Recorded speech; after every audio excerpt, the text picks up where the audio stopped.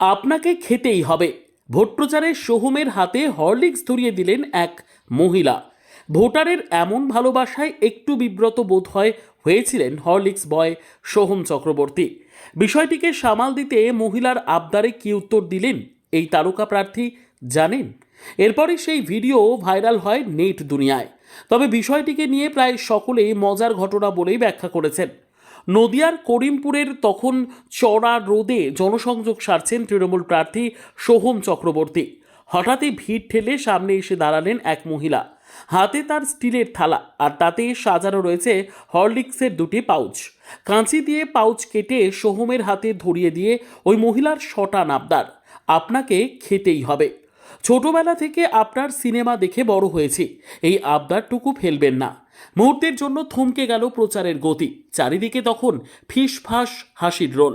মাঝরাস্তায় দাঁড়িয়ে এমন এক আজব আবদারে সোহম চক্রবর্তীও কিছুটা অপ্রস্তুত হলেন ঠিকই, কিন্তু ঠিক সেই মুহূর্তে ফিরে এসেছিল ৮০-র দশকের সেই রূপলী পর্দার স্মৃতি।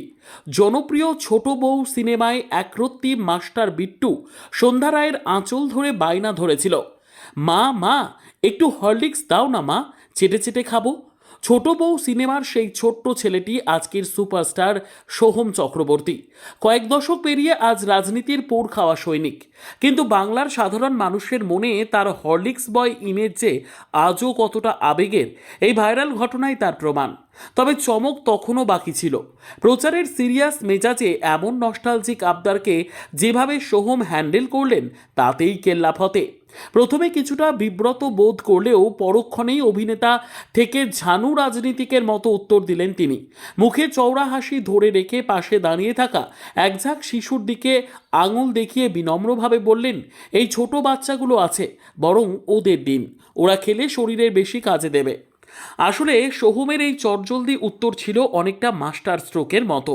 মুহূর্তের মধ্যে পরিস্থিতি বদলে গেল একরাশ ভালোবাসায়। হাততালিতে ফেটে পড়ল গোটা এলাকা। বলা ভালো, নিজের উপস্থিত বুদ্ধিতে সোহম গোটা বিষয়টিকে বদলে দিলেন এক মানবিক মডেলে। হরলিক্স না খেয়েও সোহম বুঝিয়ে দিলেন, মানুষের মন জয় করার আসল উপকরণ হলো ভালোবাসা আর রাজনৈতিক পরিপক্কতা। দিন শেষে করিমপুরের সোহমের এই বুদ্ধিমত্তার ম্যাজিক জমিয়ে কাজ করবে কিনা তা সময়ই বলবে।